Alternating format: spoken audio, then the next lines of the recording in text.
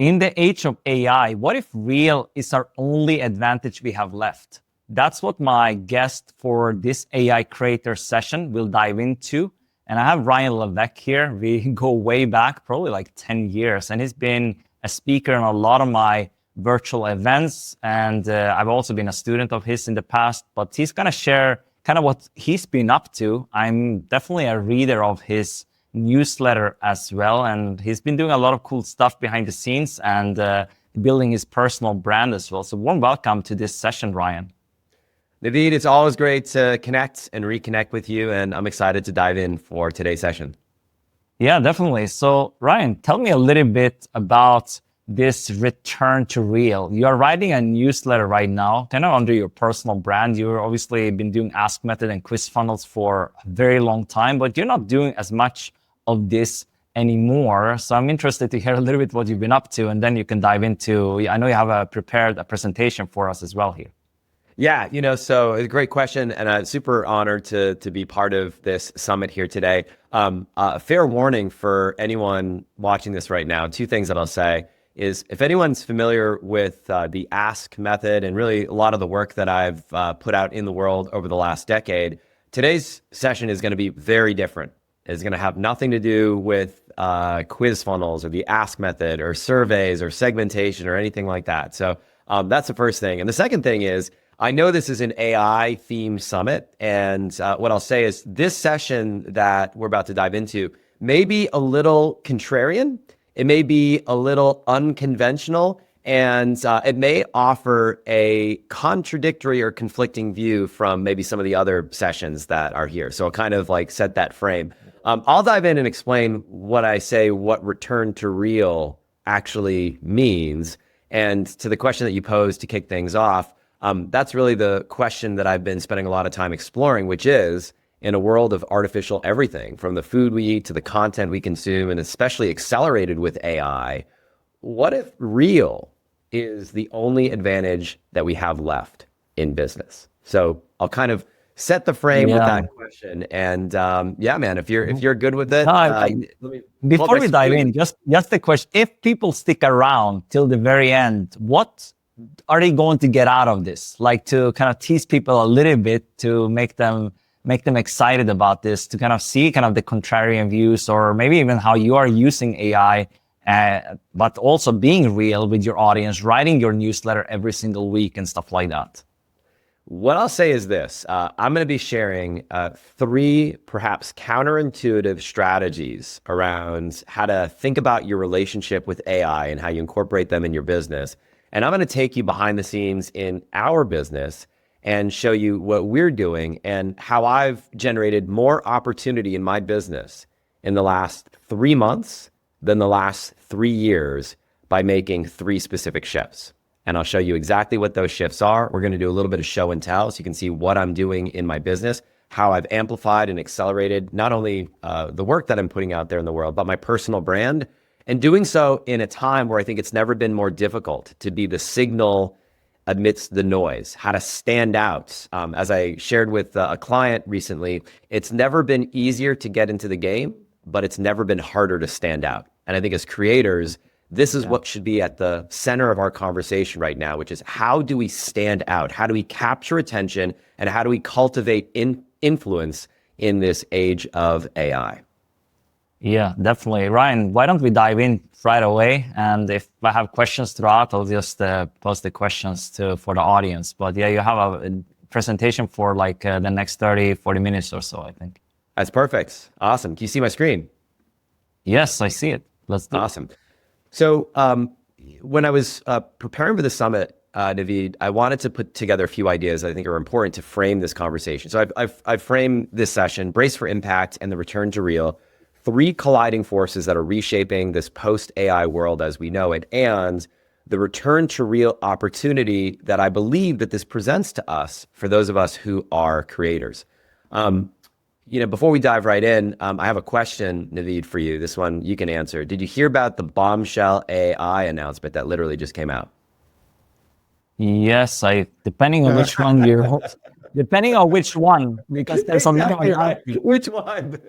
Yeah, I Which mean, one? I'm watching a lot of AI news, so that could be anything, man. It But could be anything. Well, and I put this slide in. This is actually a generic slide that I just leave in every week because there's always something new. There's always a bombshell announcement. yeah, It could be any number of things, but the one that I'm talking about is actually there's a few weeks ago that this came out now, but it's still very, very relevant. And it's a study that Microsoft came out with. And I don't know if you saw this, but Yes. Microsoft basically put out a study where they analyzed 200,000 interactions with Copilot to identify how people are actually using AI and the level of satisfaction they're reporting on that. Meaning, if people are using AI to do a task and they're very satisfied, chances are that they don't need a human being to help them with that task. If they're doing a task but they're unsatisfied, then chances are AI is not quite ready to do that task. And so with that, they were able to extrapolate the top 40 professions that are most likely to be replaced and made redundant first. So that's what the study is all about. And you can see the top 40 list right here. And what it means for us, for those of us who are creators, there's some interesting news. I'll say it like that. For those of us who are event hosts and hostesses, so like virtual summit hosts, we're on the chopping block. We're on the list. For those of us who are writers and authors, yeah, more bad news. We're on the list. And for those of us who are aspiring models, I know you're a good-looking guy, Naveed, and your jet-setting ways as Naveed, the supermodel. Sorry, man, your days might be numbered. Days are numbered. What's that?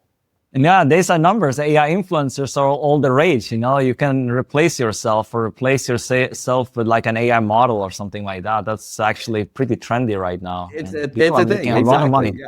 Yeah.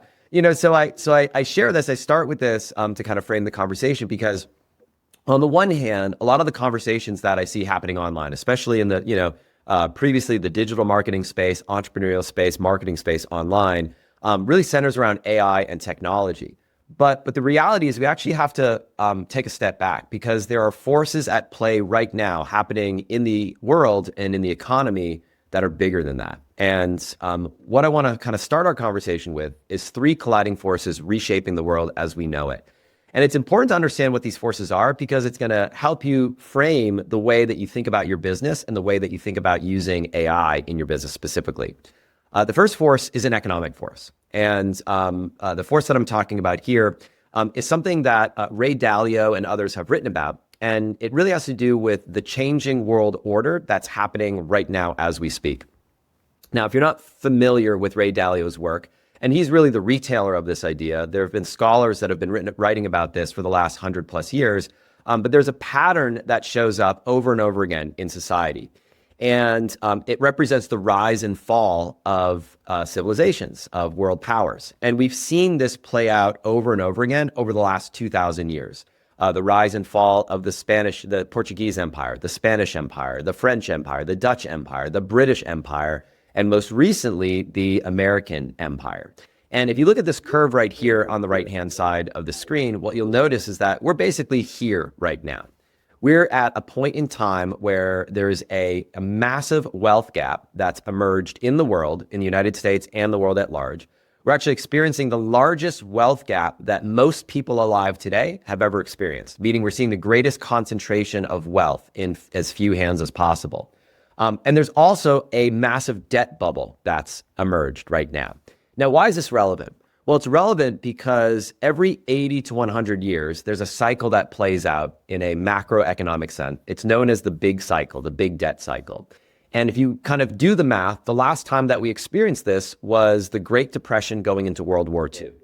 And 80 to 100 years later basically puts us to today, meaning we're effectively due for what is the right side of the curve on this screen, where we experience a debt bust, an economic downturn, some type of revolution, perhaps a war. There will be some type of political restructuring, and then a new world order will emerge.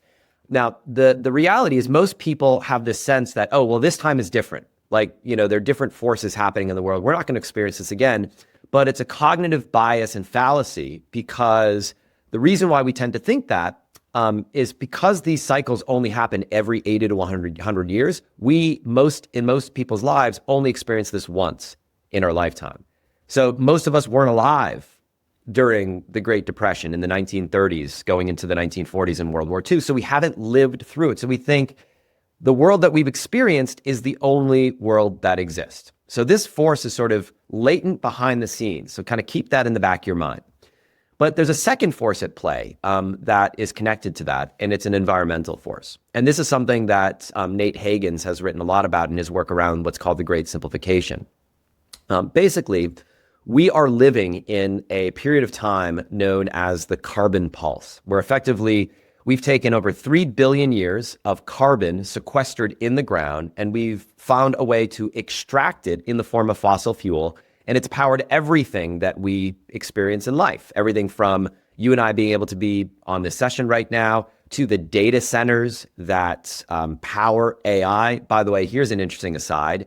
I just learned that the power usage of data centers across the world requires more power consumption than what every country on planet Earth consumes, except for China, the United States, and I believe India. Meaning if you just tally up the power, the electrical power used by data centers around the world, it's more power than every European country, Canada, Mexico, Australia, Japan, virtually every country on planet Earth. Now, what's the relevance of that? Well, the relevance of that is that we're dangerously at or perhaps past a point of what's known as peak oil, which means that we are extracting less and less fossil fuel from the ground, which these data centers are dependent on, which the way of life that we've come to know is dependent on. And we're dangerously close to a point in time, Naveed, where for every unit of energy we have put into energy extraction, we're spending more energy putting in than the energy we're getting out. In other words, it requires more than one unit of energy to extract a unit of energy. And you can just do the math on that as a business owner. It's akin to spending more money in your business than you're making in return. Eventually, you're going to go bankrupt. So we're at that point right now environmentally. And then we have a third force that's reshaping the world, which is the existential force that we are forced to confront with AI. And Yuval Noah Harari has written about this extensively in Homo Deus and Sapiens, around in this world where AI can perform many of the tasks that we as human beings have been superior in performing. Where does that leave us? Where do we derive our meaning, our fulfillment? What's our place in the world? Is UBI going to be the solution for us? Are robot overlords going to be benevolent and take care of us? Or are they going to harvest our organs? And all the fears and concerns and question marks that show up in people's minds. And it's created sort of like a spectrum of reactions, everything from irrational optimism that, no, it's all going to be okay, don't worry about it, to paralyzing fear and people thinking that the world is going to end. Of course, the truth is somewhere in the middle, most likely. But with these forces at play, economic, environmental, existential, what's happening now is that people are having the sense that we are approaching perhaps a coming collapse of some sort, that there's going to be some sort of change. Perhaps it's going to be accelerated by AI and the disruption that it's going to show up among white-collar workers in certain fields. Perhaps there's going to be some political event that is the spark that lights the fire. And people don't necessarily have the words to express this, but what's showing up is a sense of uncertainty that exists right now in the world. And I wrote a piece about this months ago, and it generated a response unlike anything that I've ever seen. I mean, across all the social platforms that I posted this and shared this with my audience of email subscribers on Facebook, LinkedIn, Instagram, YouTube, you name it, I had literally thousands of people reach out about this very thing with their predictions, their concerns, their fears, their ideas. And what I discovered from this process is that I believe that there's a big opportunity that this presents for us as creators. And the reason is because amidst all the uncertainty in this increasingly digital first, AI first world that we find ourselves in right now, what I've discovered is that what the world is craving is what's real. And we're going to talk about what I mean by that and how we can integrate this into our business as creators. But first, I want to talk a little bit about the string that I started pulling on how I kind of got to this point, how I discovered these observations. And it started way back in 2021. Now, in 2021, I was running a company called the Ask Method Company, and then a software company called Bucket.io. So I was a CEO of two different businesses. And we decided in 2021 to bring our companies to market, meaning we brought our companies to sale. So I was working with an investment bank. We decided to bring our companies to sale for a financial transaction. And we received a number of offers to buy our company. And the one that we decided to pursue was with a private equity group known as American Pacific Group, APG. And it was an all-cash offer to buy our business for about $70 million. Now, APG, or American Pacific Group, is the company that purchased Alex Hormozi's company, and they wanted to make an acquisition in our space. And the next company that they targeted after Alex's company was ours. Now, we spent about a year between getting the business ready for market, engaging with the private equity firm to sell the business. And after a year process, over $1 million spent in diligence on the part of the buyer, in this case, the private equity group. At the 11th hour, the deal fell apart. Now, the deal fell apart for a number of reasons, but most notably, it fell apart because there was a big shift that happened in the macroeconomic environment.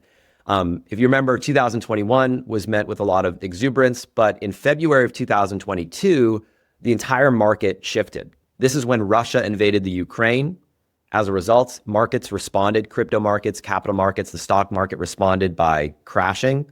In response, the Fed raised interest rates. If you remember, we were in a very low interest rate environment for a number of years. Fed raised interest rates, and the net effect was that the M&A market completely dried up, meaning there was no M&A transactions taking place.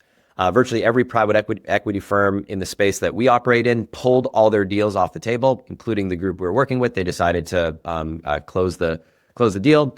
And I was left at this point where this was not how the story was supposed to end. Like, I thought I'd done everything right. I had, $100 million in revenue. It was a 7-time Inc. 5000 fastest growing company, tens of thousands of satisfied customers, featured in all these different places. And it kind of led me to begin questioning everything. And I kind of reflected on the fact that I'd spent 10 years in empire building mode, building this company. Did I want to spend another 10 years doing the same thing to wait out this next market cycle and take the company to the next level? And the thing that stood out to me, and Naveed, this is what I was mentioning to you before we first jumped on live here, is that I couldn't help but think about this photo that you see right here. So 2017, these were my two boys. 2024, last year, these are my two boys. And they were growing up so fast, and I knew that I would regret sacrificing the last few years that I had with them at home to be a dad first and foremost and be present in favor of just being in empire building mode. So I spent a lot of time reflecting and reading. One of the books that had a big impact on my thinking, which I highly recommend, is called Second Mountain by David Brooks. It forced me kind of reflect on the second half of life. I turned 40, so in the second half of my life, what did I want to do with that part of my life? And so I decided to do something crazy. While my kids were at summer camp, I decided to take the summer off from being a CEO. And I traveled from Austin, Texas, where we were living at the time, to the Mad River Valley of Vermont in the middle of the Green Mountains to live and work on a regenerative farm. I actually lived in a tent next to a pond. I was bathing in the pond. I was living in the tent. It was pretty wild. And while I was there, I asked myself a question. I said, if I had received the money, like if I had exited the business, if I had, received the big chunk of money, what would I have done with the cash? And the answer was simple. The answer was, I would want to move with my family to live a life immersed in nature and start a family farm together. And then I asked myself another question, which was, what the heck's stopping me from doing that now and doing it anyway? And the answer was absolutely nothing. So while I was in that tent, Naveed, and I had one bar of service, I texted my wife and I said, let's do the thing that we've been thinking about doing. Now, at the time, we had thought about maybe putting our house on the market in Austin, Texas, and selling the house. So we had lined up a real estate agent. We had photos taken, had video taken, like just in case, because the real estate market in Austin was pretty hot at the time. So I said, let's do it. I texted my wife. She said, okay. We pull the trigger. I get a text message later that day, and the house is under contract. Same day. All cash, full price offer, and they wanted a 14-day close, meaning we had to be out of the house in 14 days. So I said, okay, well, I packed up my tent and all my stuff. I fly back from Vermont to Austin, Texas. We put everything that we own into storage, and we sell one of our cars, and we get a one suitcase each for every member of the family. And we hop in my truck and decide to road trip across America with nothing but a vision and a dream to find and start this farm. And we call this in my family the Grand Adventure. So just to kind of paint a picture of what this looks like, this is my family right here. This is my wife, my 2 kids, our farm dog, Blue. As you can see here, yes, she's wearing a dress. This is my family, and this is our farm. So after 12 months of bouncing around from Airbnb to Airbnb on this grand adventure, we eventually discovered a place that we wanted to bring back to life. This is an old hill farm from the 1800s that was sort of forgotten about, and we decided to bring it back to life. And today on the farm, in the last 3 years on this journey, we now raise and grow 80% of the food that we eat as a family. We've planted over 500 fruit trees, nut trees, berry bushes, like some of the ones that you see here. We raise cattle, we raise pigs, we raise chickens. We have 48 beehives on the property. We raise trout, like you can see right here. We have a production garden that produces most of the veg that we eat as a family. And you can see here is an example of our daily harvest, everything from corn and squash to tomatoes, potatoes, carrots, broccoli, cucumbers, beans, apples, eggs, you name it. And every morning I wake up and I see this scene that you see right here. Now, I set the stage for this because, as I mentioned, the string that I've been pulling would not have happened had I not lifted my life up and had this radical change. But what I've learned along the way is the following, that when you change your questions, you change your life. Had I not asked myself that question, what's stopping me from doing this anyway, this never would have happened. And Naveed, what I'll kind of pause with here and give you an opportunity to reflect on in just a moment is one of my favorite questions in the world is this one right here. What are you optimizing for? Like in this season of life, in your business, in your life, what are you optimizing for? You know, for me, I was super clear. Like what I'm optimizing for in this season of life is this photo right here. I want to suck the marrow out of this season of life. So every business decision, every life decision is built around this that you see right here.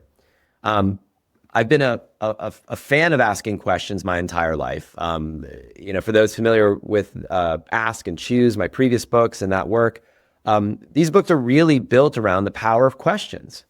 And as I mentioned, I've been pulling on this string that I'm exploring in my next book, and this question that we kind of introduced today's conversation with, which is, in a world filled with artificial everything, from the food we eat to the content we consume, what if real is the only advantage left? So Naveed, I'll pause here before we go any further. I want to give you an opportunity to jump in, reflect, and respond. Sure. And then we'll start talking about kind of what this all means and how we can begin applying this philosophy. No, I think this is really powerful because I know, you know, we have known each other for quite some time, and you were like in launch mode and you were doing all these things. I've really followed most of your journey, not all your journey online. You started a few years before me with, you know, your previous companies before you did the Ask method for so long. But yeah, it's really powerful in terms of the health, like living on a farm, eating all your food. I mean, I'm so much into longevity and health. So it really resonates with me, actually, your new direction in life. And that's kind of, I'm not having a farm. I wish I could grow all my food when I'm traveling. Actually, that's the most challenging part. I'm very picky. I'm not, you know, when I'm at the hotel right now, I'm staying at the hotel. I have to tell them, don't cook my food in seed oil, because, you know, even at five-star hotels or 5-star restaurants, you'd be surprised because it's so cheap. They cook with seed oils. They don't use like coconut oil or other things, olive oil and things like that. They don't do it. So you have to tell them. And I'm really picky with these things. But I wish I could have control all food, like where it's grown and stuff like that. And when I have my own apartments, I do go to the organic stores. But like what you're doing, Ryan, is like the most powerful, to have your own farm. So you start pulling on the string. It's like all these things, right? That's how I went. It started for me in a big way during COVID when I started cooking for my family more, because all the restaurants that we used to love were closed. So I had to like start cooking food. And then I started shopping for ingredients, and you start at the regular grocery store, then you go to Whole Foods to try to get better ingredients. And every step along the way, you still have like compromises that you're making. And then I started going to farmers markets. Then I started going to the actual farms themselves. And I started realizing that many of the farms were engaging in some of the same practices that are problematic. They're just engaging in these practices closer to my house. Like, was that solving anything? So then we started growing some of our own food to the best that we could at our place in Austin, Texas, which is very limited both in climate and in the environment. And then just you keep going down these paths. So to a sidebar that I don't want to distract us with, but the point is, like, the fact that you're experiencing this right now, the fact that I'm experiencing this right now, and there are millions of people around the world who are feeling the same sense. There is a craving that exists in the world for what's real. And as entrepreneurs, the way that we should be thinking about this is, how do we not only live, but how do we give what the world is craving?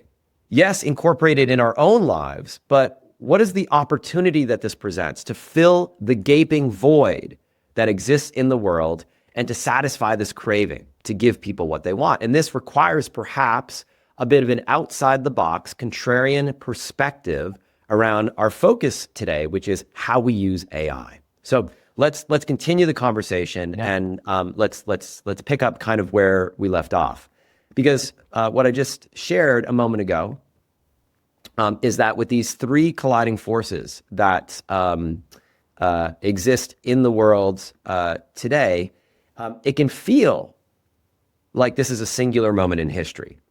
But the reality is, Naveed, we as a species have actually been here before.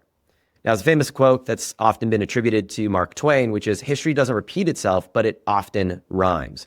And I spent a lot of time as I pulled this string studying history and the repeating cycles that show up over and over again. And what I found was that in these periods of highly dynamic periods in history, where there's a lot of a transition, a lot of turmoil, a lot of change, that there is a trend that shows up over and over again. So for historical context, if we look back to the Industrial Revolution, the industrialization that took place in the late 18th, early 19th century, in response to that, we were greeted with what's known as the Romantic movement. This is where we have, if a thought emerged in your mind, oh, it's such a romantic notion to live on a farm and grow your own food, that's where that phrase comes from. It's also where we have the Transcendentalists, which is Thoreau and Emerson, and this idea of returning back to nature. So the Romantic movement was in response to the industrialization and urbanization of the late 17th, late 18th, early 19th century. Then a century later, we had the great mechanization of the late 19th, early 20th century, which is where everything started to be made by machines. And in response to this, we had the arts and crafts movement, which was a counter-revolutionary movement around making things that are made by hand. Then in the mid-20th century, post-World War II, we had the degradation of the post-war world. In response to this, we had the Back to the Land movement. This is where homesteading first sort of became a modern movement. So this idea of returning back to the land and moving away from environmental degradation. And then the 21st century, today we have the digitalization of everything, right? We live a life around a screen. And that's led to a digital detox movement, which has shown up in all sorts of different ways. It's shown up as minimalism. It's shown up in some corners as the FIRE movement, right? So financial independence, retire early. It's shown up in the homesteading movement, the homeschooling movement, the quiet quitting movement, where people are finding ways to opt out of this vortex that we found ourselves in. There are very few people in the world right now who are saying, man, I wish I could spend more time in front of a screen. I wish I could spend more time glued to my smartphone. Most people look at this thing and they have a love-hate relationship with it because their livelihood depends on it, but they don't want to spend every waking moment in a synthetic artificial reality. They want what's real. So, I have something to add to this, because I've seen some interviews with some really, really big creators on, for example, Instagram, which is a big platform that a lot of people spend crazy amount of time on, or TikTok or something. I saw an interview with Luke Belmar. I don't know if you've seen him. He's like popping up kind of everywhere, but he's huge. He has like a lot of clipping accounts and stuff like that. And it's like, like Iman Gadzi and these people, but they don't spend a lot of time on the platform, but they are feeding the algorithm with their content because they have other people posting for them, but they're actually not on the platform as much as you might think, which is maybe a good approach. They're actually scaling their business, but they're not themselves. They're actually out there doing other things. So that's, something to add to this. Like, if you are actually a business owner, why do you can have other people posting for you on these platforms, but you are actually out there doing what really matters, maybe connecting with your customers, or as you are doing, spending time with your family and kids, and, growing your own food and stuff like that. Yeah, no, I think there are a million variations on the themes that we're going to explore here in this session. The point that I want to make by kind of providing a little bit of this historical context is, if each wave of new technology like this and major societal change like we're experiencing right now has prompted a similar counter movement around authenticity, around simplicity, around connection, with these themes showing up repeatedly over and over again, then it would seem to suggest that there's something about this return to real that resonates deeply within our human nature. So with that in mind, and in the time that we have here today, what I want to introduce are 3 ideas to consider from this return to real movement taking shape in the world, and as you think about the work that you do in your business. And the first principle, or the first idea that I want to invite you to reflect on, is this right here. The best things in life don't scale. Now, whenever I bring up this idea of returning to real, inevitably there's a question that emerges, or an objection that emerges, which is, but does it scale? How do I scale it? As if like that's the only way to approach things. But what I would offer you to consider is that the best things in life don't scale. Like, for example, we're just talking about food a moment ago. If you're eating a dish that needs to be produced for 1 million different people, and it needs to be produced in a kitchen that can serve 1 million different people, that meal is arguably not going to be as excellent, as special, as tasty, as artisanal, as memorable as the meal that's cooked in the small kitchen in small batches. And I think that's an important sort of metaphor to think about that which we do in our business. Now, in full transparency, for many, many, many years, I was drinking the scale Kool-Aid myself. I built a very successful technology business, a consulting and training business, and every decision that we were making as a company was, how do we scale this? How do we scale this? But scaling has a cost, and in some cases, it's a cost that can have a very negative impact on your business. And I'll give you a real practical example of this. So a little over a year ago, I was feeling less and less comfortable with the way in which we were putting content out there in the world. So you mentioned, 1 or 2 creators basically who are amplifying their brand by having other voices represent their brand and put their work out there in the world. And that's exactly what we did in our business. And I was feeling increasingly uncomfortable with this. And so one day I decided to, without telling my team, I decided to write an email and send it out to everyone on our email list. And this is the setup for, I think, which is going to be hopefully a powerful observation that I'll share with you in a moment. But this is the email that I wrote right here, and I actually have it up. I'll read just a few words from it. I titled the email "An Embarrassing Confession," and it goes like this. As I sit here writing this, I have an embarrassing confession to make. It's been a minute since I myself have actually sat down and typed an email to you like this, personally myself, with my own 2 hands. In fact, my confession to you is this. Virtually every email that we've sent as a company with my name signed to it, with a few exceptions, was actually not written by me, but instead was written by one of our in-house writers, or more recently, with the help of AI. And this has been true for the last 7 years. Now, well, I know this may not come as a surprise to everybody. You might be wondering, why the heck am I telling you this? Well, because this is something that's bothered me for some time, and I'm finally in a place to share it. Now, just to be clear, yes, there was a time and place where every email that was my name attached to it was personally written by me.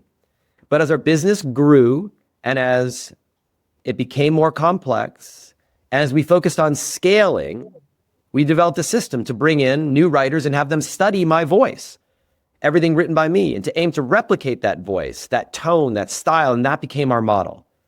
But over time, especially in the last few years, I started feeling more and more that the tone and the content of what we were putting out felt less and less authentic, less and less like it was something that would ever come from me. And it started to have the flavor of watered down orange juice from a can instead of the freshly squeezed Sunday brunch variety straight from the source. So, what's this all got to do with you? And what's the lesson? Well, I think there are many to take away, but here's one to wrap with. Let me ask you a question. Can you feel the difference between this email right here and the sea of regurgitated AI pablum that we're all drowning in right now? Can you feel that this was written by a real human being with a real beating heart? Can you feel it? Exactly. Your audience wants to feel your beating heart too. And people can tell the difference. People can tell the difference between the freshly squeezed Sunday brunch version of you that comes straight from the source and the watered down AI version that comes from a can. So I wrote this piece. I had no idea what I was going to do with it, but the response I received was overwhelming. And then I proceeded by doing the same thing every single week, now for 60-something weeks in a row. We'll write a personal, handwritten note from me. Oftentimes, these emails are 2,000 to 4,000 words. No team of writers, no AI, no ChatGPT, real, raw, vulnerable, written personally by hand, with damning admissions, lessons learned, mistakes made, cited with considerable research in the process. And I'll tell you this, I went from sending 20 emails a week in our company to 1 email per week. And in the last 3 months, I've seen more opportunity come my way than the last 3 years. And the reason for that is that the best things in life don't scale. So the question to reflect on here is this: what are you willing to do in your work, in your business, that is unscalable, precisely because it doesn't scale? Because I believe that which is unscalable may be the last competitive moat that we have in business today.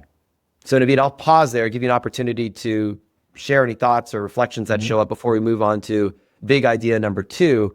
But I know this is going to be controversial in a summit focused on AI and focused on scaling everything, no matter what the cost.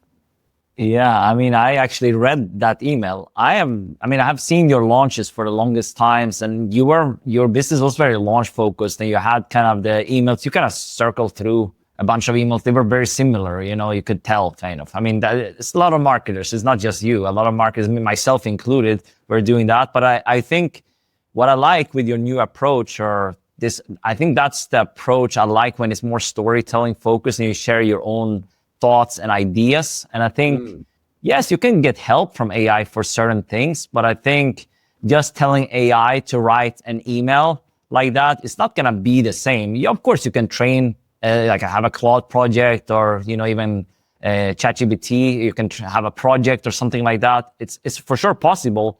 But I think just sitting down and handwriting an email like that, I mean, that's pretty powerful, honestly, and that's gonna come out. And you can obviously get it to, proofread it and improve it with AI and stuff like that to see it's all good. But like, it's your ideas. It's not someone else's, or it's not AI that came up with it. And I think that's very powerful. Totally. And we'll talk about this a little bit in more detail. I'll kind of do a little bit of show and tell on what this can look like.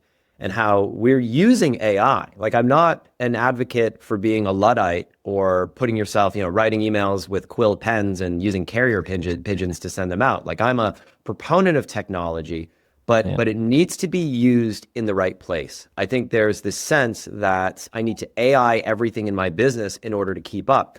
One of the newsletters that I just wrote was around what I call the AI hype bubble. And right now, there's a recent study that just came out that MIT produced that effectively 95% of AI projects at the enterprise level are failing, meaning they're not producing a return on investment, they're not increasing revenue.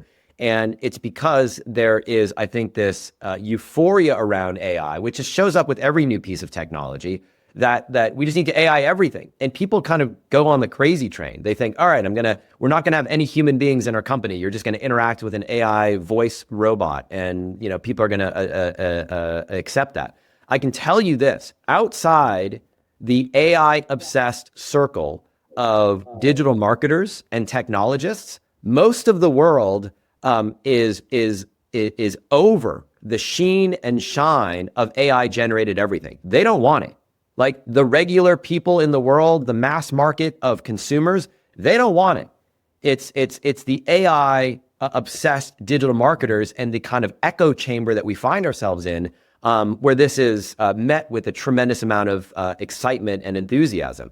But if you go on the street and talk to 10 regular people, there's not a lot of love for this right now. So I think that's important, to expose yourself to these different audiences, to have a plurality of different perspectives. But I don't want to. As we go on here, Ryan, we can dive into some ideas I've seen, like Gary Vaynerchuk. It talks about maybe in the future. I mean, he's pretty certain about it when he's talking about it. In the future, like our grandchildren, they're going to basically date AI girlfriends and all this. I mean, it's already happening right now. I mean, God bless these men, but it's already happening.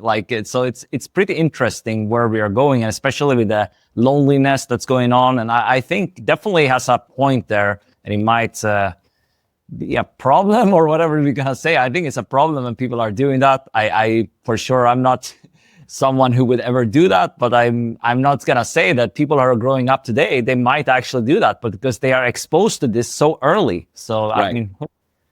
Well, there's a great quote that speaks to this. If you've read Douglas Adams' Hitchhiker's Guide to the Universe, Hitchhiker's Guide to the Galaxy, he has something. I've just pulled it up on my phone, which I think is brilliant. And this speaks to exactly what you're describing right now. And it's this: I've come up with a set of rules that describe our reaction to technologies. Number one, anything that is in the world when you are born is normal and ordinary and is just a natural part of the way the world works. Exactly. Number two, anything that's invented between when you're 15 and 35 is new and exciting and revolutionary, and you can probably get a career in it. But number three, anything invented after you're 35 is against the natural order of things. And I think that's really underscoring, I think, many people's relationship with this. Like, for people who are born today, they're going to be born into a world where AI has been in existence their entire life. It's normal. People who are in their 50s, 60s, 70s today, this is new territory. This is beyond the natural order of things. So it's your point of, Gary V's advocation that, at some point, people will be marrying, AI entities, whether it's a humanoid robot from Figure AI or Tesla or, Boston Dynamics, or it's an actual computer, digital entity that you carry around in your pocket in the form of a phone. Yes, at some point, there will be debates around marital rights associated with non-human entities, right? Can you pass along your wealth in a trust to a digital entity that's not biological, in the same way that, we have all sorts of debates here today. But I think that's what the message that I want to share with that is, I'm always reminded that our audiences age with us. Meaning, my audience today, now that I'm in my 40s, is a very different audience than when I started in the digital space in my 20s. Like, I am attracting an audience that is closer in age to me, or oftentimes older, versus when I was in my early 20s, I attracted a much younger audience. And this is true for every brand. Brands go through cycles. Clothing brands go through cycles. Think about it. Like, it's very rare that a clothing brand is timeless forever. There are a few exceptions, right? There are a few notable exceptions to this, but for the most part, if you are an actor, if you are a clothing brand, if you are a food product, there's a life cycle. And we joke about it, right? It's like, think about the food that your grandmother used to feed you as a kid and used to think, oh, this stuff is so old. Like, where did she come up with this? And it's because brands age with the creators and the consumers associated with that brand age as well. All right, so I want to get to the three big ideas in the limited time that we have, because I know we've got limited time here. So the second big idea is this: transform competitors into collaborators. So I spend a lot of my days are spent immersed in nature. We're on over 140 acres here on our farm. I shared some of the photos a little bit earlier. And last year, I was walking through one of our meadows that you see right here with the black-eyed Susans and the Queen Anne's lace, the white flowers that you see in the background. And it was on this walk that I stumbled upon the two flowers that you see right here. Now, if you're not familiar, if you're not a botanist or if you're not a florist, what you're looking at right here on the left-hand side is yellow goldenrod. On the right-hand side is purple aster. And when I stumbled upon these flowers, I kind of had this moment of excitement, a eureka moment, because I remember reading about these two flowers in Robin Wall Kimmerer's book, Braiding Sweetgrass. Now, if you're not familiar, this, by the way, is Robin Wall Kimmerer is a writer who writes about indigenous biological wisdom that shows up when you are immersed in nature and the lessons that we can pull from this. And the lesson behind this is as follows. Yellow goldenrod and purple aster are technically competitors in nature. They are competing for pollinator attention. So they're both competing for the honeybees.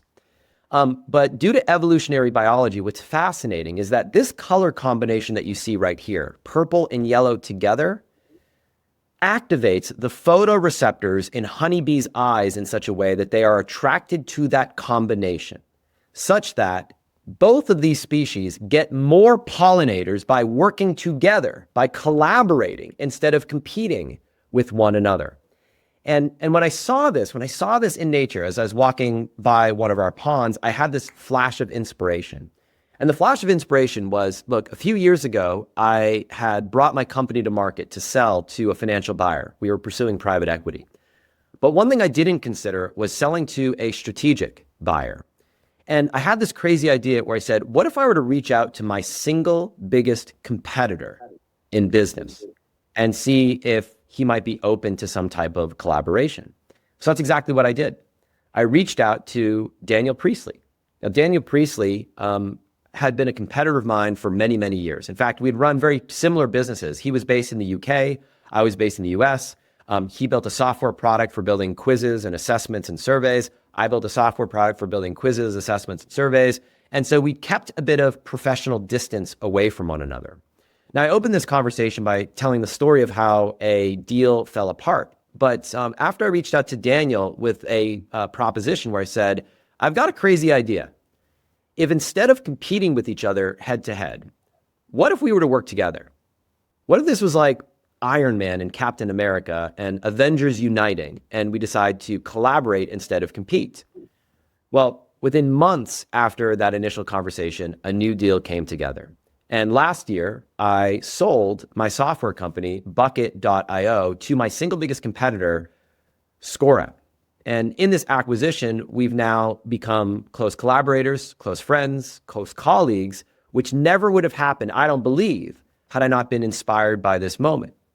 So I share this with you because in this age of AI, there's something I think that's forgotten, which is perhaps biological wisdom is more important than artificial intelligence. And the lessons that we can learn from leaning into our biology and what makes us human can be more powerful than chasing the latest AI trend. So the question that I want to invite you to reflect on, if you're thinking about this right now, is as follows. Who do you perceive today to be a major competitor of yours who could actually become an unexpected collaborator? And I want to invite you to just Think of who that person is or who that company is. Imagine them in your brain. And the first one that shows up that you're rejecting in your mind is probably the one that most needs to be considered. Perhaps it's someone that you shied away from, that you've created some professional distance around. Perhaps it's the last business or individual that you could imagine yourself collaborating with. Well, that's exactly what was true for me. But by opening my mind to this possibility, it opened my mind and my business to a whole new future. And that brings us to the third big idea that I want to wrap with, and then we'll have time for some discussion and to do a bit of a deeper dive, and it's this right here. In this post-AI world, optimize for oxytocin over dopamine. What do I mean by that? Well, we live in a world where, as far as neurotransmitters go, dopamine gets all the headlines. Dopamine is the neurotransmitter of desire. We've heard about dopamine loops with different apps that use a specific shade of red to keep us coming back for more with the alerts that we have on our phone, right? Hacking the dopamine cycle in our brain. But the reality is this: we look at the world here today. We're living in a world where the default state of the world is a default state of distrust. In fact, as measured by the Edelman Trust Barometer, which is an organization that's measured the state of trust, the level of trust in the world for the last 25 years since the year 2000, it's going to be no surprise that today we are living in the least amount of trust. We're experiencing the lowest level of trust than we ever have lived through in the study that's been measured for the last 25 years. Now, there's no surprises there. There's nothing new there. But what's new, what's changed, is this right here. We've lost our trust in our own ability to discern what's real. With deepfake technology, with deepfake AI, we can no longer trust if the influencer, the creator that we are seeing or hearing online, is it really them? Or is it some deepfake avatar that they created? Can I even trust that what they're saying is real? Is it somebody else? Is it a bad actor that's co-opted their identity and is pushing some content out that they may not have even authorized themselves? So, quick lesson on neurotransmitters to kind of underscore this point. So I mentioned dopamine, the neurotransmitter of desire. Many people are familiar with this. Oxytocin often is categorized as the neurotransmitter of love, but it's also the neurotransmitter of trust, meaning that oxytocin is elicited when we have a sense of trust and connection with an individual. Now, I would argue that many of the modern maladies that we face, like the loneliness epidemic and the related challenges that we face, are representative of a global oxytocin deficit. Meaning, despite the fact that we live in the most connected time in history, most people feel more disconnected than ever. So, what's the answer? What's the opportunity for those of us who are creators to fill this void? Well, I'll wrap with one final story that I think will underscore this point. And it goes like this. There were a few months ago, I was experiencing what I can only describe as a low. Like, it was an emotional low. I was having a real hard time.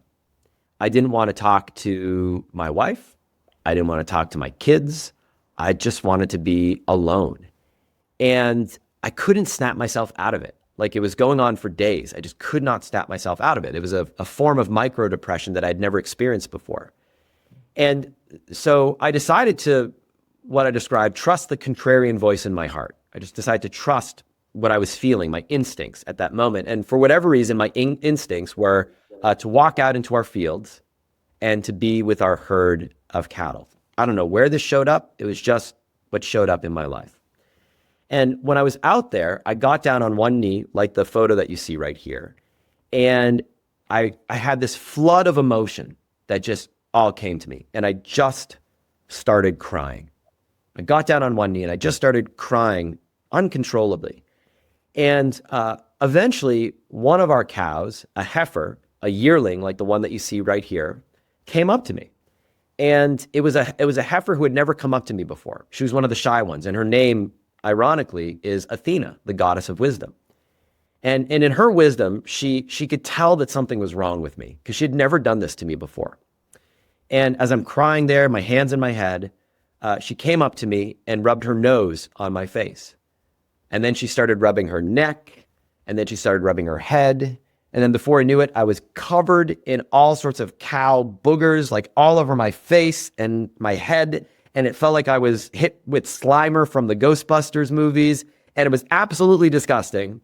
But in that moment, I went from crying to laughing. I just started laughing at how ridiculous I must have looked in that moment. And it snapped me out of the experience. Now, when this happened, I rushed home to my office and I decided to write a piece. And the piece that I wrote, as you can see here on the screen, is something I titled The Oscillation Between Self-Loathing and Self-Love. And I'll read an excerpt from this here today. Fresh from the morning hike, reflecting on the nature of life, I sit here typing this with some raw and vulnerable thoughts to share. If you've ever experienced feelings of worthlessness, transient or otherwise, if you've ever felt like a failure, if you've ever had everything figured out only to have everything fall apart, temporarily or otherwise, if you've ever found yourself slipping in the gap versus the gain, and if you've ever oscillated between self-loathing and self-love, understand that somewhere within, somewhere in the middle sits acceptance. And if you ever feel like you're struggling with feelings of not measuring up, of not being enough, of feeling that your own self-worth is tied to the value of your accomplishments, and if you ever find your self-talk and introspection slipping into questions like, what's wrong with me? Instead of questions like, what can I learn from this? Understand that it's okay. Understand that you are not alone, and understand that this is part of the full spectrum of human existence, and that what you are doing when you stop hiding from what you're hiding from, when you stop running from what you're running from, when you stop distracting yourself by being so busy all the time, is giving yourself the opportunity to slow down, take a moment to reflect, and actually feel what's real. Now, I share this because for people to trust you, they need to see three things. They need to see your heart, your humor, and your humanity. So in this world of distrust that we live in here today as creators, the question that I want to leave you with is this: how might you share more of your heart, your humor, your humanity to establish a deeper level of connection and trust with your audience? So to bring this part of the conversation to a close before we kind of transition into discussion and the rest of the time that we have, the three big ideas that I want to invite you to reflect on throughout this summit and for this conversation here today are as follows. Number one, the best things in life don't scale.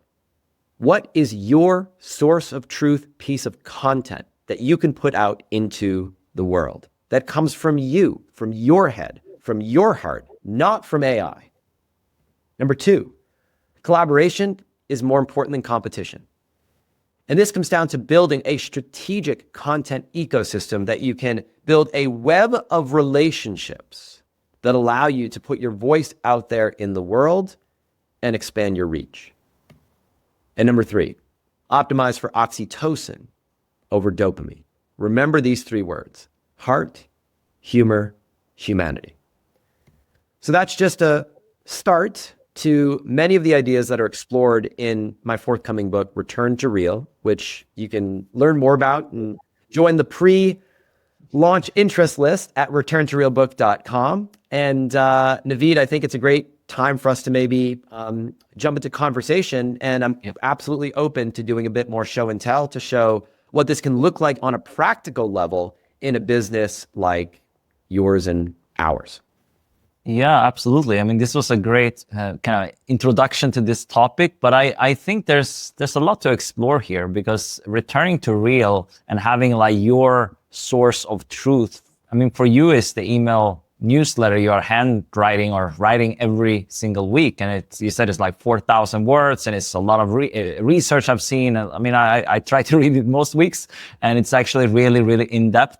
And I think more creators, I mean, to have an email is still very powerful, to have an email newsletter. I think anyone should build their email list. So I think that's for me as well. I might use AI for certain things in the process, but to actually have your own ideas in an email, I think that's also for me something that's very powerful for our AI creator newsletter, and also for my personal newsletter, which may more explore my kind of personal sides with longevity and health, and obviously what I'm doing in business, but also kind of interviews or sessions like this. I mean, that's not something I would really outsource to AI. I mean, it would be, I mean, maybe it's possible, but I think I like to do this kind of work. And then amplifying myself with AI, like this show notes or kind of obviously the transcripts. There's a lot of things AI can do that I don't really like to do. And AI actually is really good at it. So I think that's kind of stuff. I mean, YouTube descriptions and help with hooks and stuff like that. I think AI is really good with these kind of things. So I wanted to kind of explore this a little bit with you, and then maybe get into what you mentioned about deepfakes and maybe cloning yourself and kind of your approach to this whole movement, which I got a very strong view on that. It may be unpopular, but I'm not afraid to put it out there. It's interesting though, because I think you should disclose if it's AI. I think you should disclose it. And I think Anik Singhal, he's grown his YouTube channel to like 500K. And I think you can tell sometimes it's AI, obviously you can tell, but he's really upfront about it. And he's growing his YouTube channel really quickly. And I think Julia McCoy as well has grown her YouTube channel really, really fast. And they are using HeyGen and 11 Labs and all these kind of things to do it. And I think this technology is getting pretty good. And even now it's getting better and better, I think. And you can't tell sometimes. And I think some people can tell. Obviously, you and I, we probably can't tell. But some people, like, you know, if they're older, maybe they can't tell as easily. And they think actually it's real sometimes. And that's maybe dangerous. Well, let's talk about that one, since that one's kind of showing up first. Here's my perspective. I am you and I agree on disclosure over deepfake. That is something I believe very strongly about. And I think what we will see, that there's a good chance that what we'll start to see in the coming years is that, like a privacy policy, we as business owners will be required to have some type of AI disclosure statement. And I think every business gets to decide for themselves how they want to use AI, provided that we have the consumer's interests at heart. Meaning, I think any technology that we use that is designed to fool or trick consumers into thinking that it's a human being on the other end of the interaction when it's really AI. Like, for example, you pick up the phone and, you know, hey, Naveed, how are you? And then it's actually not Naveed, or I'm text messaging you and it's not really you, and it's not disclosed that it's your AI assistant. Number one, I think that's there's a moral and ethical argument there, but just pragmatically speaking, I think it's bad business. Because here's the thing, what happens once people figure out that they've been fooled? Ray Edwards has this brilliant quote that I've always had in my mind, which is, people think that the worst thing that can happen to them in business is that they lose money. But what's worse than losing money is looking foolish. But what's worse than looking foolish is feeling foolish. If you make someone feel foolish, like they've been fooled into thinking that something is fake, that is a negative emotional reaction that they will never forget, and they will associate with your brand forever. So yes, you might be able to, in the short term, trick someone into thinking that it's a human when it's not. But in the long term, you're eroding any sort of trust and brand equity that you have with that consumer. So if you're going to use AI, if you're going to create like an AI avatar, fine. Now, at the same time, I personally think that that's a bad move. I think that it's a Pandora's box that people are going to wish that they had never opened. And I already see it, and I just wrote about this recently, that there are already people who are basically almost saying that I wish I had a Control Z or a Command Z undo button for everything I've done with the AI content that I've released over the last 12 to 24 months. Because once it's out there in the world and you've become known as someone who sometimes uses an avatar to create your stuff, sometimes it's actually you, we don't know who to trust. Is it the real, Anik? Is it the real Naveed? Is it the real Ryan? Or was it, some AI proxy? I can never quite tell what I'm actually getting. So if you take a stand and say everything that you read that comes from me, yes, it might have some AI support, AI research, AI as a developmental editor, AI to help me proofread it. That, in my opinion, is totally fine and reasonable. But when it's AI generated, right? The philosophy I live by is 10-80-10. The first 10% of any AI assisted project needs to come from your brain, your heart. The middle 80%, okay.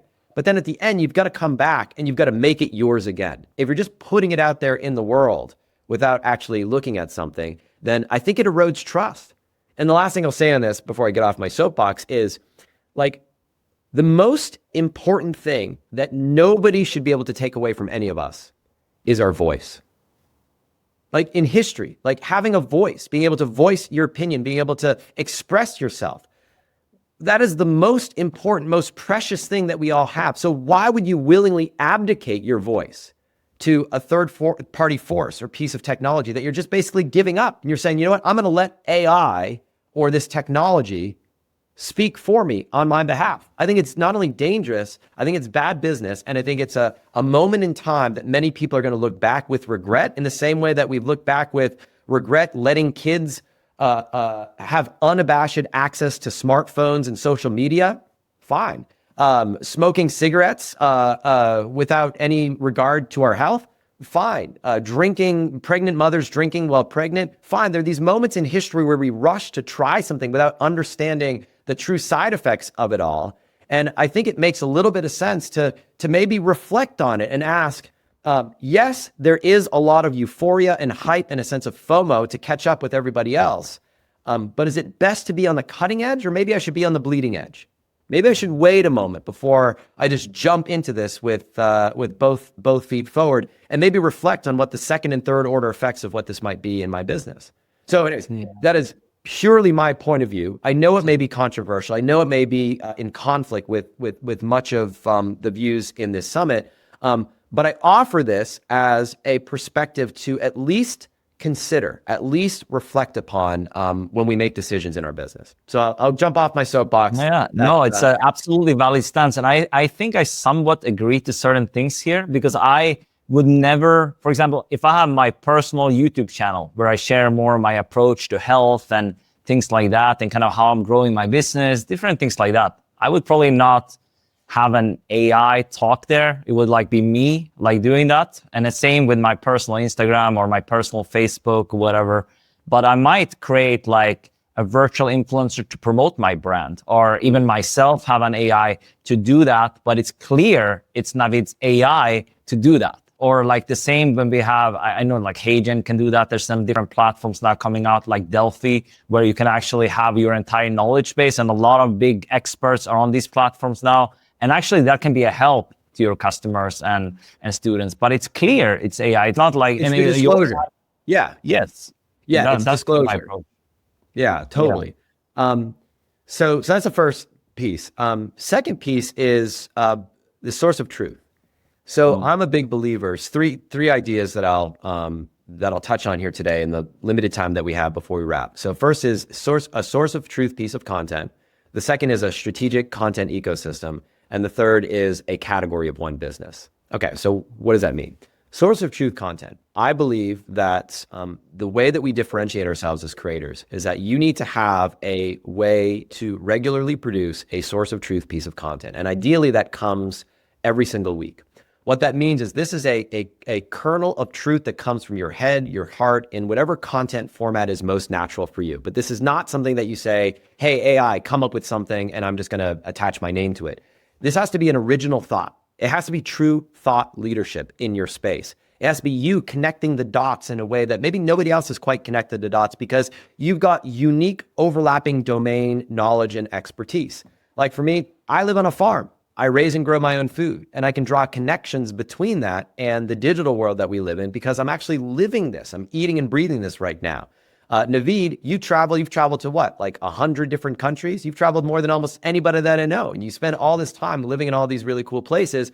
You can connect the travel that you're experiencing in a way that I never could, because it would be me like writing about it from third-party experience. Yes, I've traveled, but not to the extent that you have.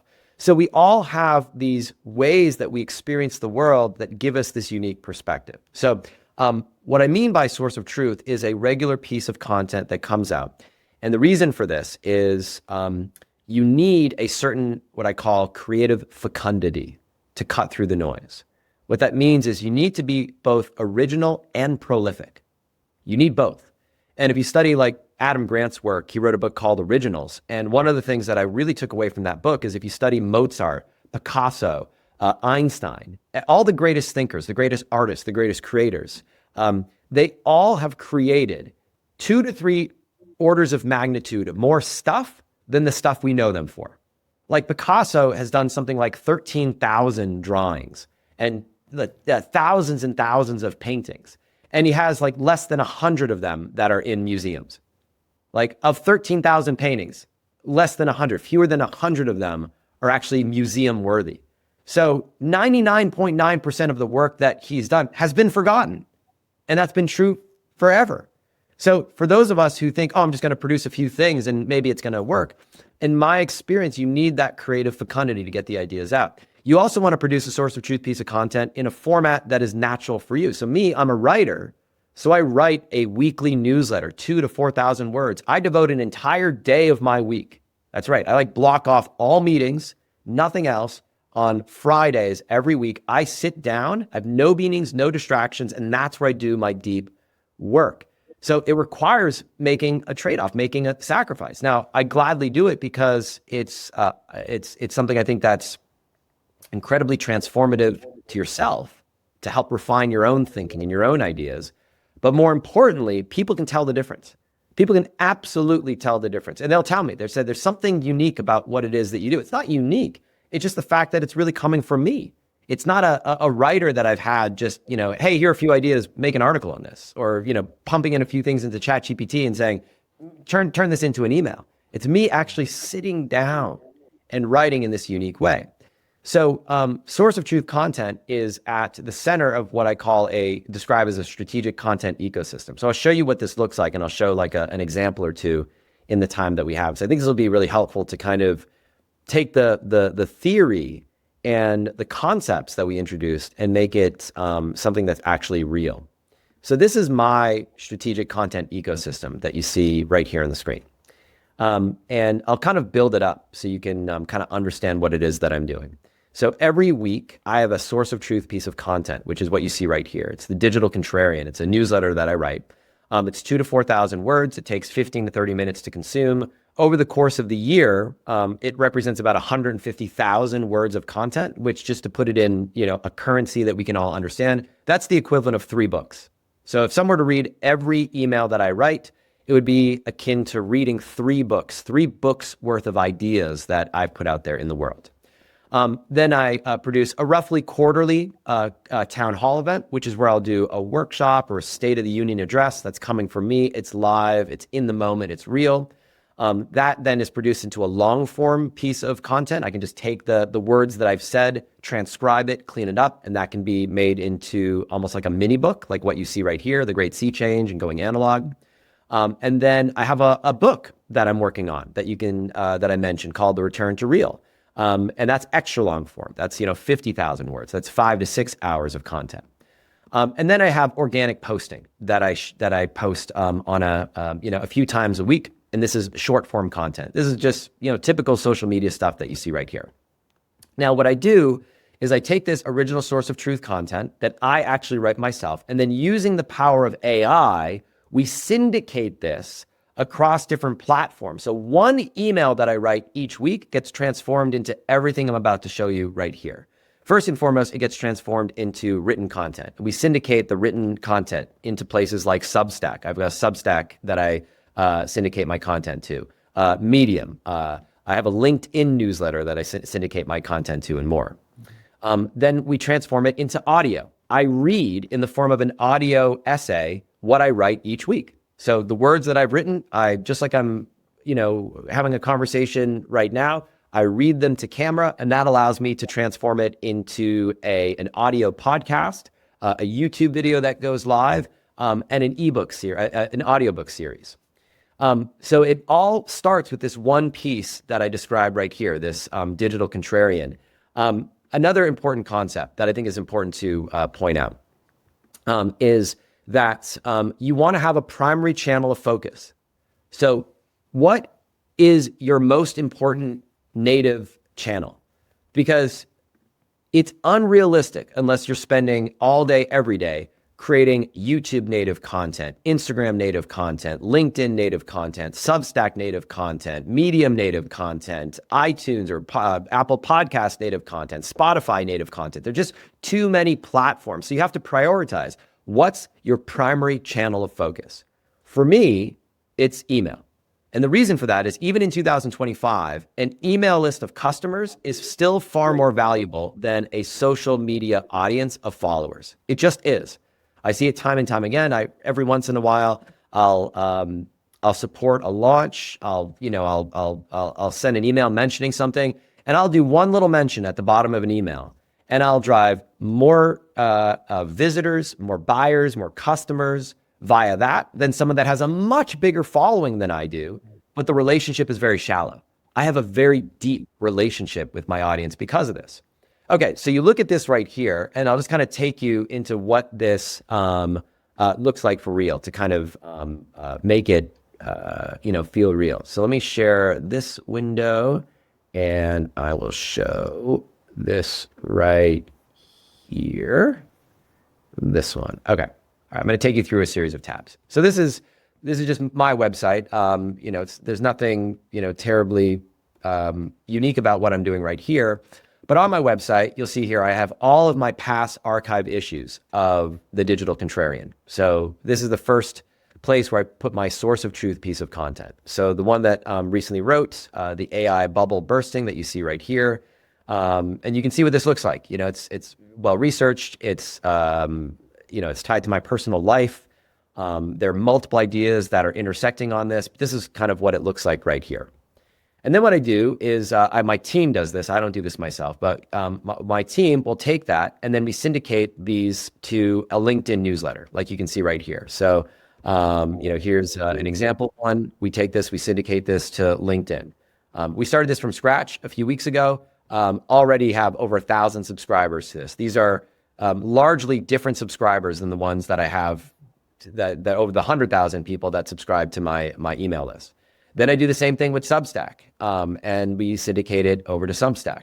Then we take each issue that you can see, like you see right here, and we translate it into a podcast that goes on Spotify, it goes on Apple. Then we take the video of this, and let's see if I can do this without making it too problematic. This is me reading the newsletter that I'm saying. So every week I put this out there into the world, and you can see some of our videos here. Then what I do is, my team does this, but we'll take a piece of content, and you can see like this one right here. If I can make this bigger, that's not the best view. Let me just zoom it in. And for those who are not a subscriber, we'll invite people to subscribe. So this one right here, you can see I spent 2 days with 40 best-selling authors who sold 1 million copies of their books each. I took 21 pages of handwritten notes. Do you want the full breakdown of my biggest takeaways and lessons learned from being in this room? Comment with the word quotes. And I have hundreds of people who are commenting on this. I saw this post actually, and I mean, you did repurpose this to different platforms too. So I mean, what's a really valuable one? Doing the same thing on LinkedIn. So I'll take a piece of content like this, and we'll make it into a carousel, like the ones that you see right here. So here's a carousel, and let's see if I can. Okay, it's not allowing me.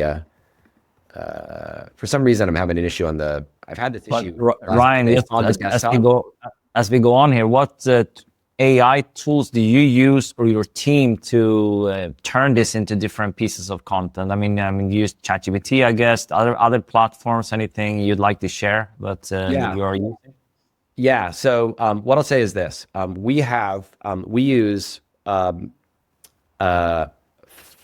platforms in our business. So for different tasks, we use ChatGPT, no surprises there. We use Claude. We use Claude for a lot of our data analysis and building dashboards and analyzing the performance of these results. We use Grok quite extensively for analyzing, for example, why did this video get 10 times the engagement, 10 times the views than an average video? What was it about this video that did that? We will use Gemini for a lot of for anything that has an SEO component to it, like we're trying to optimize titles and trying to optimize content, we'll use Gemini. And then we use Manus as well. And oftentimes what we'll do is we'll pose a problem. So we might want to do like a post-mortem analysis on something. And we'll say, what was it about this piece of content that was different? Perhaps in the, like on a YouTube video, what was it about the thumbnail? What was it about the title? What was it about the, Gemini? Study YouTube Studio to identify the engagement graph on this video. And what is your hypothesis as to why we had a better stick rate on this video versus an average video? So we'll use those platforms. One of the ways that we combine them is we use Poe. So we use a tool called Poe. I'm sure you're familiar with it. Many are familiar with it, which allow us to build these models that we can then interact with it. So we'll create this kind of piece of work. We'll build it in Poe. Poe allows you to switch from one model to the next. So you can switch from one to the next. And then we'll take, for example, we have a format where we'll take a source of truth piece of content that I personally wrote myself. And then we'll say, hey, can you summarize this into 5 bullet points that will serve as a Facebook post? So what it does, it'll take the original source of truth piece of content that I've written, it'll extract that, that's the middle 80%, and then I, with my team, will come back at the end of it and we'll do the 10% at the end. So, okay, thank you very much, that's good. And then we'll make some tweaks to make sure that it doesn't do any weird hallucination stuff or contrast sentences or M dashes or any of the annoying, AI, just I hate the way just some AI writing, sounds and feels and tastes. I know many of us feel the same way. So we just make sure that that's all removed from it. And then once I'm happy with it, then we publish it out in the world. So, we use AI. I'll also use AI for research on a lot of the pieces that I write. So I might say, I'm looking for a study that explores how oxytocin and storytelling, oxytocin is elicited when you tell stories. Can you give me the original PNAS academic study that identifies this? So I'll get that study, then I might get 5 studies, I'll read them myself, and then I'll decide which one that I want to cite in the newsletter, and then I'll cite that. So like that's an example as a research tool that I might put out there. Sometimes I'll use AI for just like little tactical things where I'll say something like, I feel like this sentence is a bit clunky. Can you help me maybe smooth it out so it's not, I just feel like I can't quite articulate it right. This is what I'm trying to say. This is what I'm saying. I don't think I'm using the best word for this. Can you help me with that?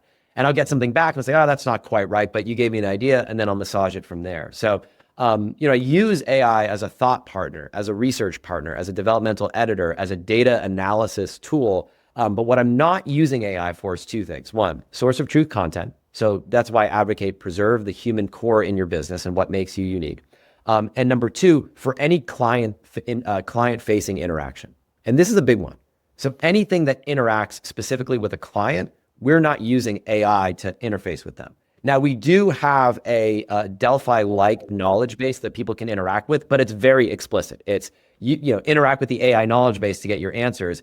It's not like a chat bot that you think it's a human, or a customer service agent when someone emails us that you think you're talking to, a real person on my team like Kimberly, and it's actually just a computer that you're talking to.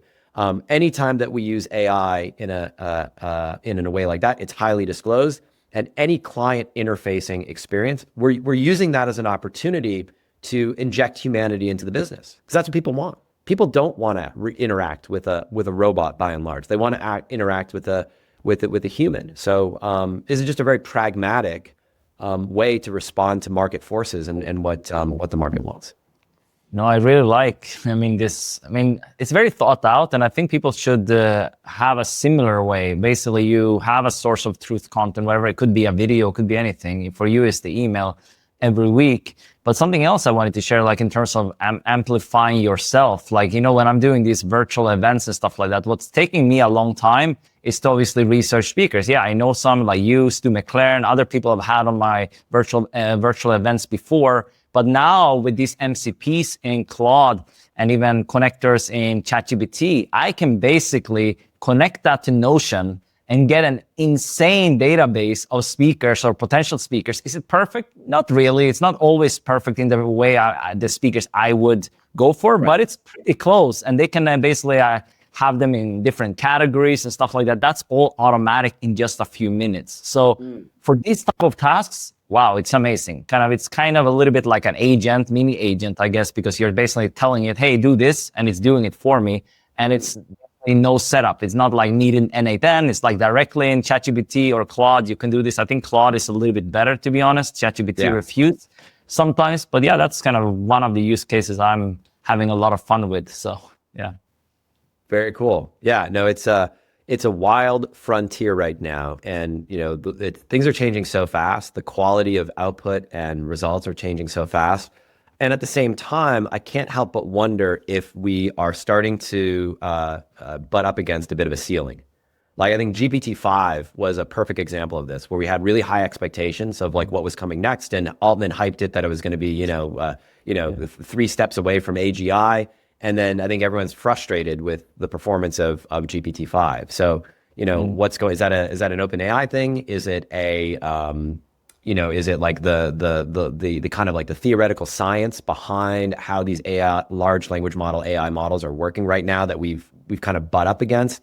So I think on the one hand, it's like amazing, but for those of us who are at the cutting edge right now, there's definitely a gap between the promise. Even agentic AI is the same way. It's like the promise of agentic AI is great, but as soon as you have too many nodes and too many steps in the process, it starts to break down. So like theoretically, it's great. Like, yeah, I have this agent that does all these steps, but if it breaks down, every third or fourth time that you run it, and then you're constant. It's like fixing the washing machine or your credits run out or something like that. I mean, you just want like your API is every still time working. you wash clothes, you've got to like adjust the machine and fix it. Yeah. Well, sometimes it's just easier to stand by the machine or just wash the clothes yourself. And I think that's a little bit of what we're experiencing right now. So on the one hand, it's like, okay, we'll work out these kinks. The bugs will be worked out. Market forces will solve this. But on the other hand, for those of us who are old enough, there were similar feelings with the first .com boom. Whereas like the internet's going to take over everything. Like everything is going to be on the internet. Like, and even to this day, there's still things that we do that we prefer to do in person. And it's taken a lot longer than maybe the predictions in 1999 led us to believe that we were going to experience. And I think there's a little bit of that happening right now, where it's like, yes, the truth is in the tension. It's in the middle. AI offers a lot of promise. AI is also like a universal term that's used to describe everything we're talking about. Generative AI, agentic AI, humanoid robots. It's just AI. It's like just this new kind of catch-all term. So I think that's also dangerous. Like we use AI to describe all of it, but we're talking about 3 or 4 different things here that use the same label. That causes some challenges. And then there's this feeling of needing to just stay on top of it, which is I think stressing out a lot of people. That people feel like it's moving so fast. Like I'm done. Like I just want to unplug. I just want to forget about all of it because it's too much to keep up with. So these are just realistic challenges that we're living in right now, and every single one presents an opportunity. Yeah, so that's what I got, man. I hope it's been helpful. We're starting to wrap up this session. I mean, this was really, really valuable. And do you have any final pieces of wisdom, any tips if people want to get started with AI or maybe take things to the next level? And I mean, we have talked a lot about returning to real, so it's like the source of truth and stuff like that. But anything else you'd like to share as we wrap this one up? Well, we talked about, source of truth content, heart, humor, humanity, optimize for oxytocin over dopamine. Focus on the unscalable aspects of your business. The things that you do that are not scalable are the same things that your competitors are not going to be willing to do precisely because they don't scale. And this is what gives you the opportunity to stand out. The thing I maybe wrap with is that the most important thing that you build is a category of one business. Meaning if you're not building a category of one business, meaning a business where you effectively can be the only option, it's not a business worth building because it will be commoditized. And if you're trying to build a business where technology is your greatest differentiator, technology is no longer remote. Like we live in a world now and you've mentioned some of the technology. You can go to any website online today and basically replicate that website with a few clicks. Like you don't even need to have access to special technology. So you have to ask yourself, what is it that other people can't replicate? It's your lived experience. It's your true personal story. It's injecting your beliefs, your opinions, because at the end of the day, despite the fact that we have computers that can play chess better than any human on planet Earth, and it's been true for the last 25 years, what we know is that humans enjoy watching other humans play chess against one another. There's an element that people enjoy experiencing the views, the opinions, the emotions of an actual real life human being. And no matter how good the AI technology gets, it's akin to watching a movie that's created with CGI. CGI is great. There's so much great CGI, but when you watch a CGI movie, there's something that leaves you kind of empty. versus when you watch a movie with real human beings in it and real emotion and real connection, that's what's captivating. So I would encourage you to lean into that. Use AI as your perimeter, but keep your human core at the center of everything that you do in your business. And where's the best place to connect more with you, Ryan? Yeah. So if you go to, if you want to check out the book, returntorealbook.com gets you on the wait list to be notified when that's released.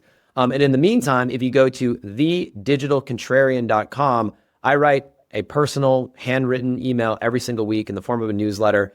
Many people have told me that it's better than most of the paid stuff that they subscribe to. And some people write to me that it's the thing that they look forward to receiving every single week more than anything else. So I'd invite you to join the conversation, thedigitalcontrarian.com. And it's been an honor and a pleasure to connect here today in the session. Yeah, and I can vouch for that Ryan's newsletter is pretty damn good. So definitely I'll drop a link in the description so you can go and check it out and return to real when his book is out. I'm sure you'll know about it as well. So thanks so much, Ryan, for coming on here. Thanks a lot, Naveed. It's been a pleasure.